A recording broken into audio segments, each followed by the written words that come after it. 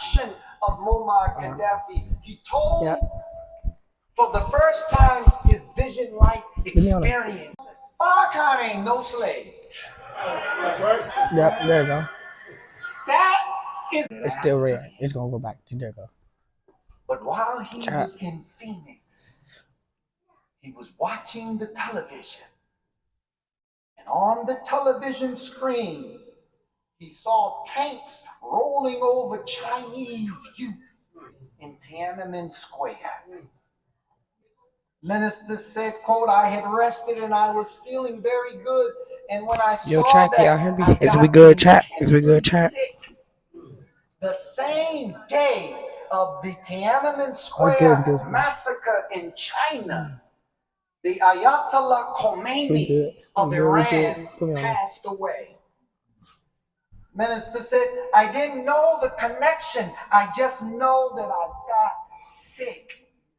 And when I came back to Chicago, I looked like an old man drained because there was something in that I was to learn. Later, his East Coast representative at that time, Minister Don Muhammad, no lag. called the minister on the phone. Like no lag. Nice. And Brother Don Muhammad is very honored in the city of Boston. And he was sharing with the minister about the incident that occurred in Boston. Listen to this. He was telling the minister about the gang violence. Did it say low battery? That had broke out, was killed, but $250,000 worth of property was destroyed. And the gang leaders had told Minister Don, who was trying to intervene to bring peace, that if Farrakhan tells us to put the guns down, they will put them down. So Minister Don was asking the minister to send the gang leaders a message. The minister said, when I put the phone down, I'm good. I'm live streaming on YouTube, that's why. Oh, okay. I didn't tell them to pick the guns up.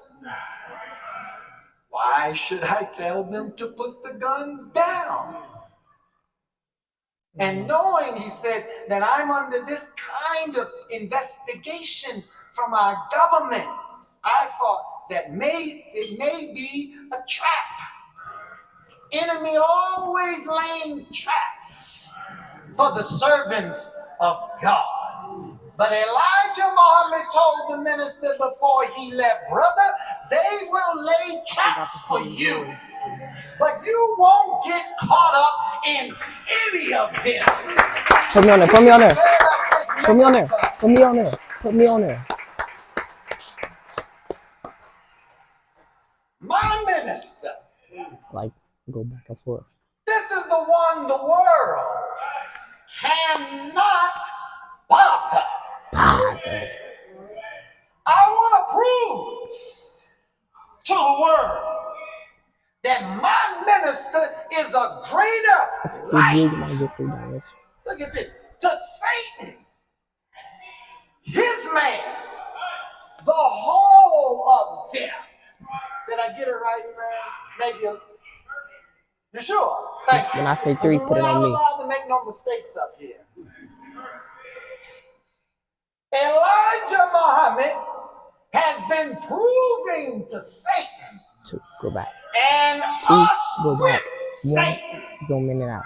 Because everywhere we have turned for light, for guidance, for knowledge. There's only one man among us in Louis Farrakhan that's a greater light than all the luminaries out there. That's a fact.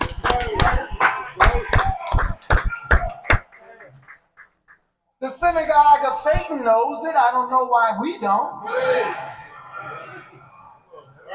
Their apparatus of the ADL, their former director, Abraham Foxman, we good, no lie. He said Farrakhan is the only leader that community, talking about the African American community, has. He's the only one that can gather 20,000 people several times a year. They know the magnetism of Farrakhan. They know that they're looking at the Messiah in Farrakhan. And I will prove my point before you leave.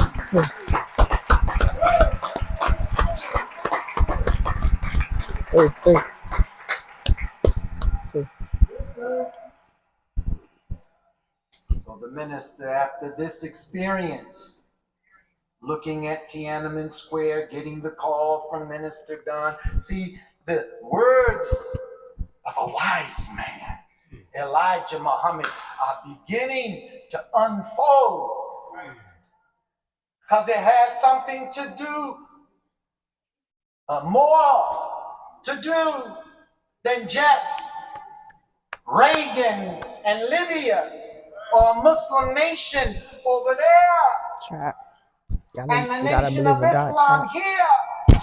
And I'll gotta tell believe you in why God. It's only the right. government Like it's only wants right. to destroy the nation of Islam. You like should chat, already you gotta know the answer. believe in God.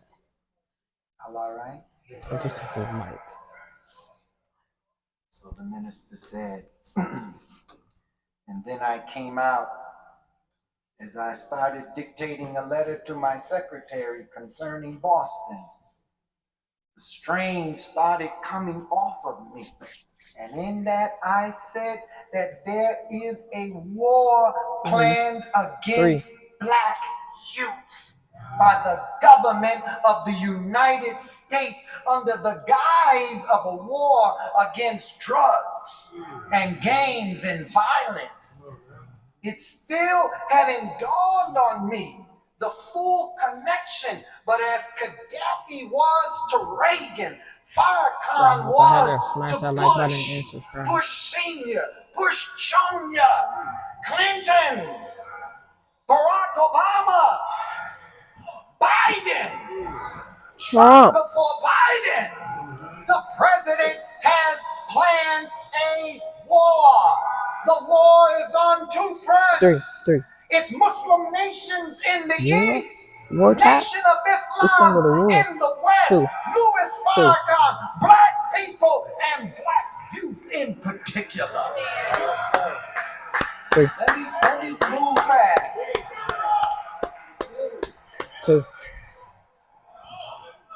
The minister held that press conference.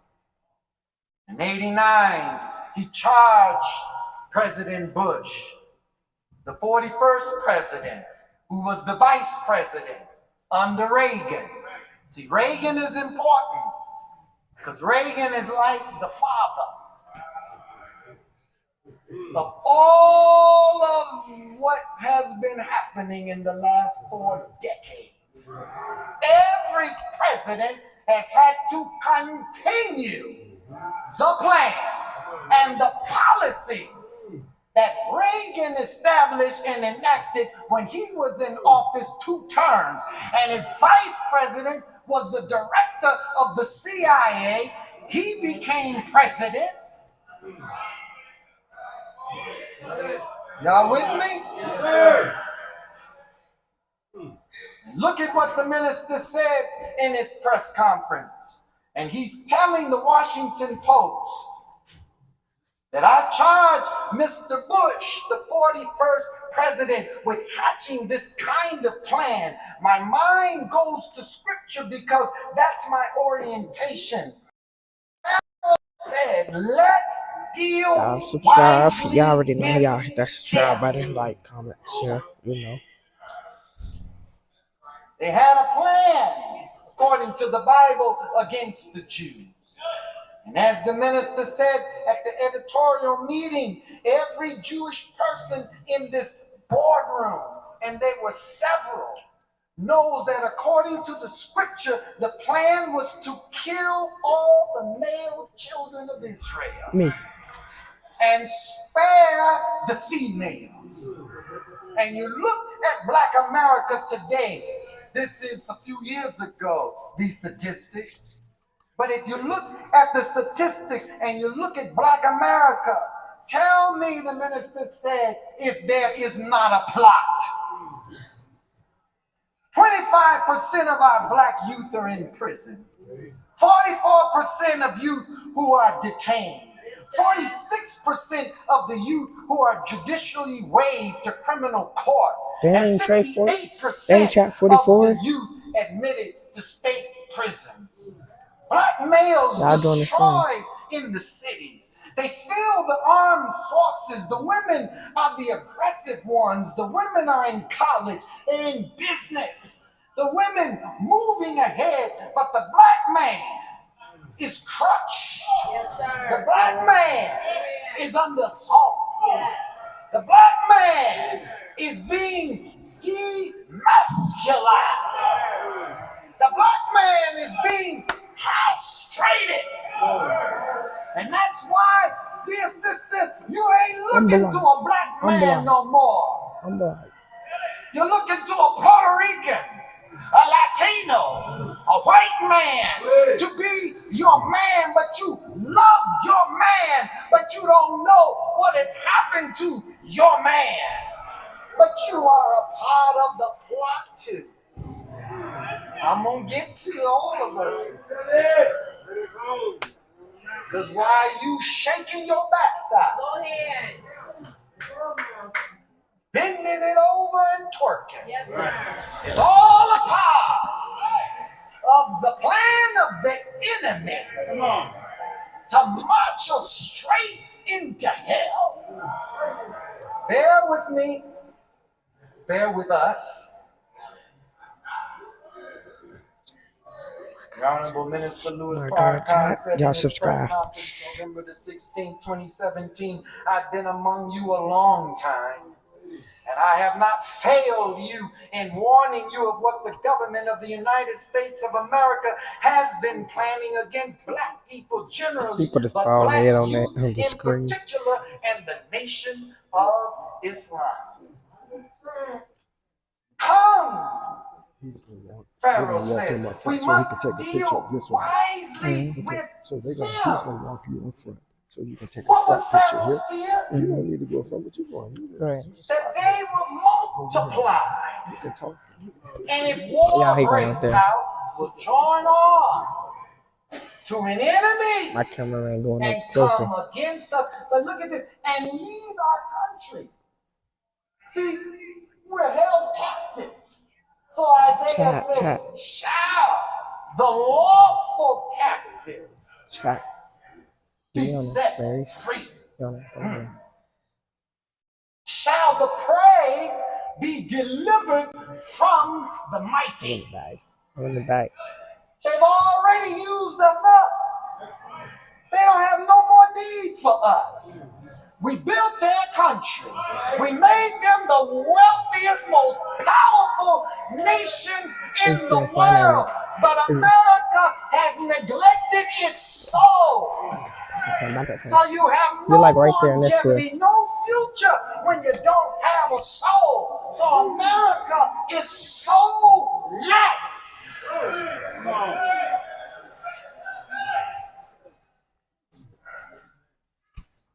What Allah God revealed to the Honorable Minister Louis Farrakhan on that wheel, right in this city, he gathered the gang leaders together.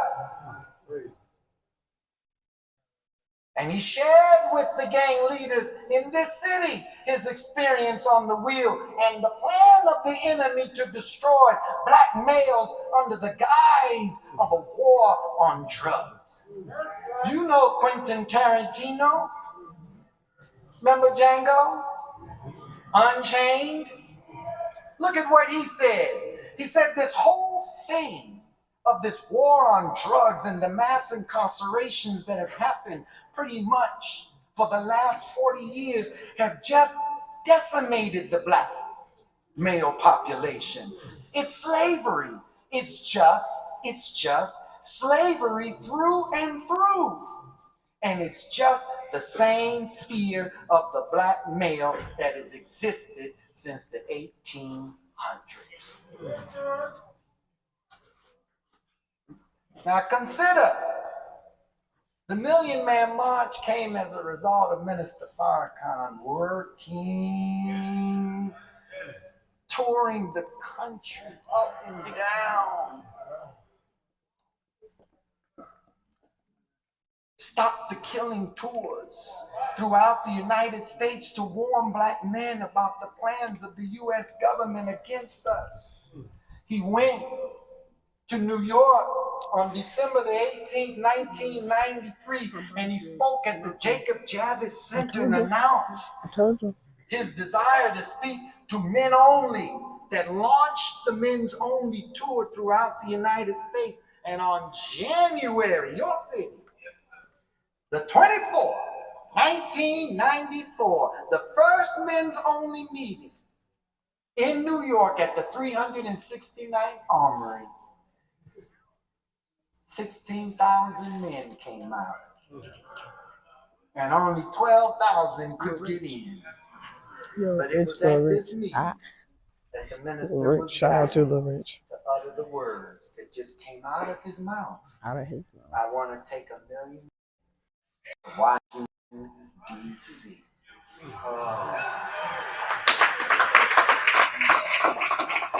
Nothing else. All right, let's go through this. Let's go back to Reagan. A war on two fronts. Reagan's presidency saw the United States involved in several military actions. The bombing of Libya, U.S. airstrikes in response to alleged Libyan involvement in terrorism. He supported the Afghan Mujahideen in the 80s. Then one of the biggest scandals was the Iran-Contra affair. This is where this thing gets deep. The Iran-Contra affair was a political scandal in the United States. And of course, it happened under Reagan's watch. In fact about it, he was the architect of it. From the Iran-Contra affair, they sold arms to Iran, funneled the money down into Nicaragua. But guess who was the victim of this? Us. Crack cocaine. And now drugs coming in to the black community. Y'all know this history, right? But all under the guise of a war on drugs. President Reagan on October the 2nd, 1982, said in a press conference, the move towards drugs is changing in this country and the momentum is with us. We're making no excuses for drugs. Hard, soft, or otherwise, drugs are bad and we're going after them. As I've said before, we've taken down the surrender flag and run up the battle flag, and we're going to win the war on drugs. So hypocritical. He coming before the American people like they fighting to stop wars, but he over here underhandedly under the table. If somebody will follow the channel, they'll pop up. Thank you for following. In Mexico. You need to watch Narcos Mexico on Netflix, and how they use the same trafficking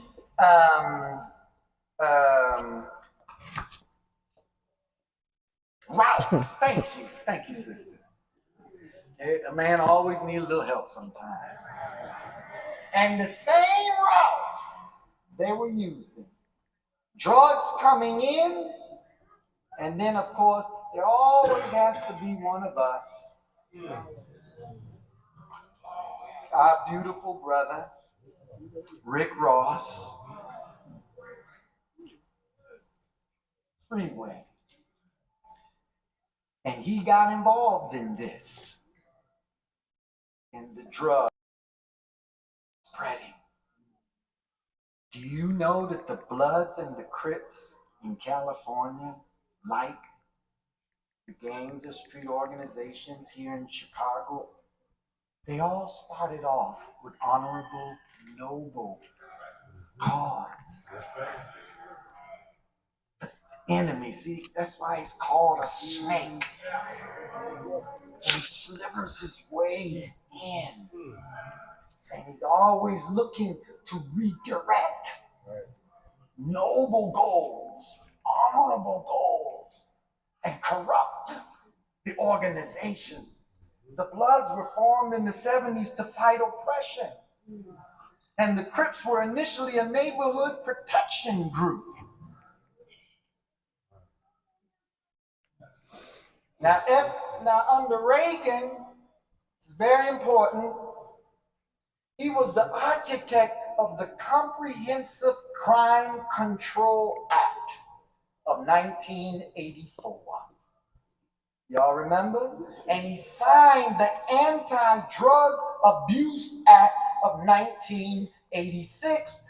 And this act increased federal funding for law enforcement and established mandatory minimum sentences for drug offenses. Who would be the victim of mandatory minimum sentences for drug offenses? Us. The incarceration rate exploded from Reagan's administration to today. And we'll get to your beloved Clinton, that you said was the first black president because he played a saxophone. But he did more harm to the black community and incarcerated more blacks in his administration than any other president.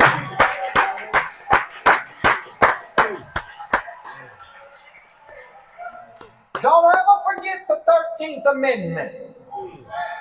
Neither slavery nor involuntary servitude, except as a punishment for crime, whereof the party shall have been duly convicted, shall exist within the United States or in any place subject to their jurisdiction. So, in other words, you commit a crime,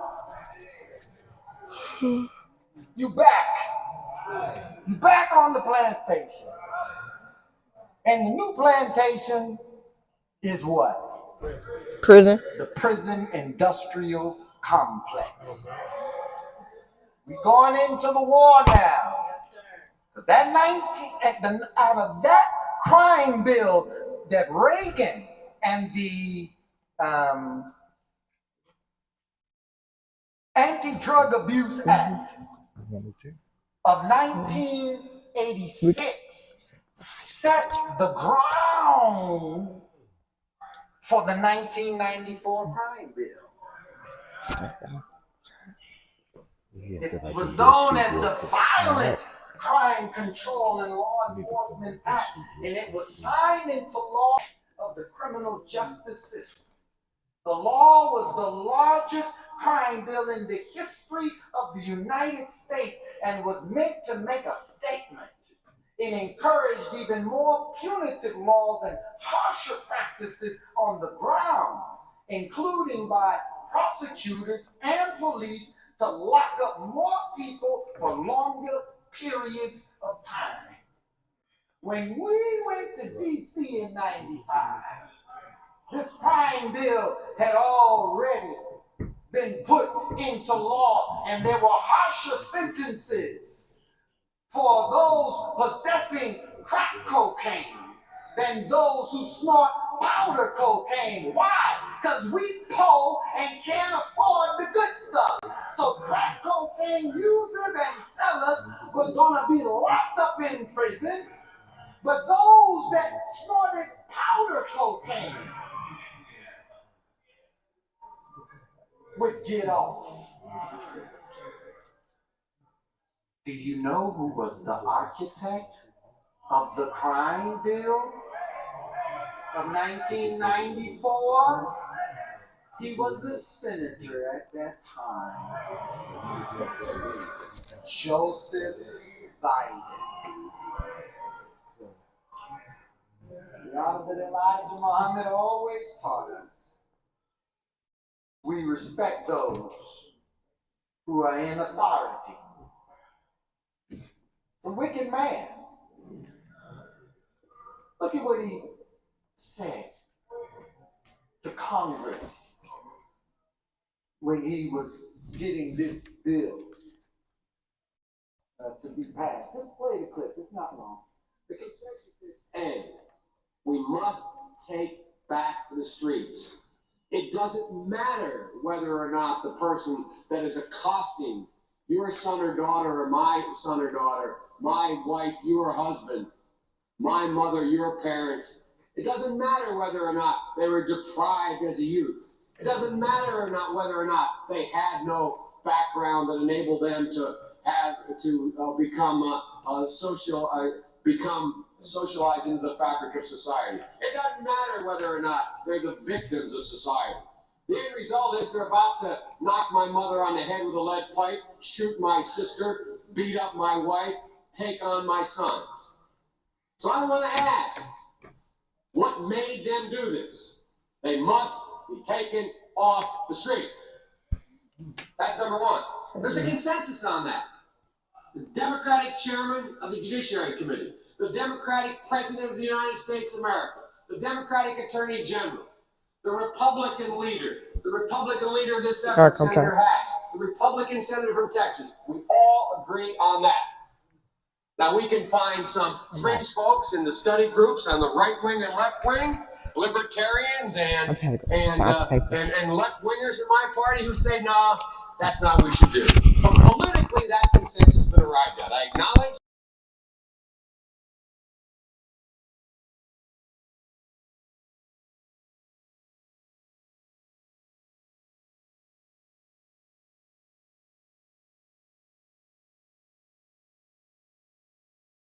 Born out of wedlock, without parents, without supervision, without any options. Literally, I give myself 3 more minutes. Because they literally have not been socialized. They literally have not had an opportunity. We should focus on them now, not out of a liberal instinct for love, brother, and humanity, although I think that's a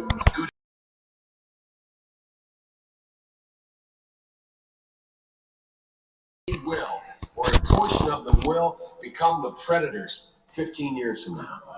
And Madam President, we have predators on our streets that society has, in fact, in part because of its neglect, created. Again, it does not mean because we created them that we somehow forgive them or do not take them out of society to protect my family and yours from them. They are beyond the pale, many of those people. Beyond the pale. And it's a sad commentary on society. We have no choice but to take them out of society. And the truth is, we don't very well know how to rehabilitate them at that point. That's the sad truth. You're looking at the fellow who was one of the primary architects of the Sentencing Commission. You know what the basic premise of the Sentencing Commission is? I know the presiding officer knows. It was the first time in 80 years we rejected the notion that the condition of sentencing must be related to how long it would take to rehabilitate. I'm the guy that said rehabilitation, when it occurs, we don't understand it, notice it, and even when we notice it and we know it occurs, we don't know why. So you cannot make rehabilitation a condition for release. That's why in our system, there's the federal system, you serve 85% of your time. I remember when it was going on, when I was making these arguments in the late 70s, they used to call Biden's same time for the same crime provision. It's a shame, but we don't know how to rehabilitate. But there is a consensus, and I will cease. A, we must make the streets safer. I don't care why someone is a malfactor in society. I don't care why someone is antisocial. I don't care why they become a sociopath. We have an obligation to cordon them off from the rest of society, try to help them, try to change the behavior. That's why we do in this bill. We have drug treatment and we have other treatments to try to deal with it. But they are in jail. Good. Away from my mother. Good. Your husband. Our family. Good. But we would be absolutely stupid as a society if we didn't recognize the condition that nurtured those folks still exist. And we must deal with that. And I think there's a consensus among Republicans in that. Old barbed wire Republican conservatives want to hang them high. Even those folks are saying, hey, we got to deal with the root cause of this. Not one or the other, but separately. And liberal Democrats who used to say, let's look at the sociological underpinnings of why this occurred, and we have to, they're now saying, hey, look, we got to take back the streets. We'll make that fight later. So there is a consensus. I hope the remainder of the discussion, as we close out the debate in this bill, we can end that old fight. We can put it behind us. Hopefully we have, the senator from West Virginia said this is a historic moment on this bill, a consensus being reached. I think it is, but I think it's a historic moment for a political reason as well. Hopefully we will end the discussion about whether or not Republicans are Neanderthal and only want to hang them high, and Democrats are wacko liberals and only want to look at the causes. Those days are gone. Evidence of that, the Democratic senator from Delaware and the Republican conservative senator from Utah are united in a Biden-Hatch crime bill that does all the things that I just said. So,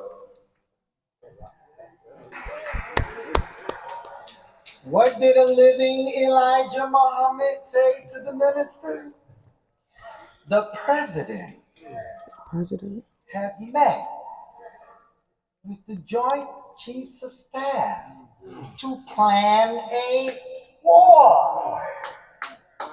The war is on two fronts. They have been waging war against black people, black youth. In 1993, when the crime bill was passed, that was during the administration of President Bill Clinton. But Clinton was involved in a war on two fronts. He had a conflict in Somalia, in the east. He inherited the aftermath of the war from President Bush in Iraq. And Clinton continued the no-fly zone over. Clinton administration, as we all know, that crime bill included a provision known as the three-strike rule. A provision mandated life sentences without parole for individuals convicted of a serious violent felony if they had previously been convicted of two or more serious violent felonies or drug offenses. It contributed to the issue of mass incarceration in the United States and disproportionately impacted, they always write minority communities, black. I'm not going to go through these other statistics, but you all know that in 1970, there were approximately 200,000 black people incarcerated in the United States. That has exploded in 2014 to 2.3 million. Yeah, that's a lot. A black person is 5 times more likely to be stopped without just cause than a white person. A black man is twice as likely to be stopped without just cause than a black woman. 65% of black adults are targeted or feel targeted because of their race. And this one is so disheartening. 1 out of every 3 black boys born today can expect to be sentenced to prison. Watch out now. That's why Farrakhan called a 1,000,000-man march. Because it has been an assault on the black man in particular. The black male. Let's deal why these women